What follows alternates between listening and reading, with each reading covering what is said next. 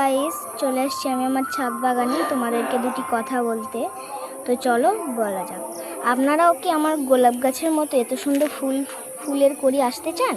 তো চলো তোমাদেরকে দেখানো যাক।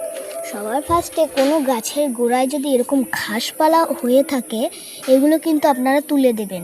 এতে গাছের শিকড় কিন্তু খুব নষ্ট করে, সেই জন্য কিন্তু আমাদের এইটা চিনতে। আর আরেকটা নির্দেশ হচ্ছে, এই যে 7 পাতার ডালগুলো হয়, দেখো পাতা কিন্তু গুনে দেখবেন যে 7 পাতা কিনা।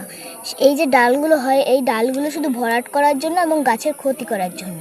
সেই জন্য এই ডালগুলোতে কোনো দিন ফুল আসে না বলেই আমি কিন্তু এই ডালগুলোকে কেটে দিই। দেখো এই 7 পাতার ডালটা কিন্তু আমি কেটে দিয়েছি, এটা কোনো দিন ফুল আসবে না।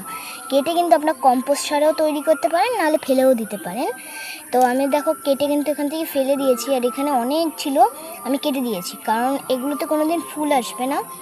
আর আপনারাও কি আমার মতো এত সুন্দর ফুল ফলে ছাদ বাগান ভরিয়ে রাখতে চান?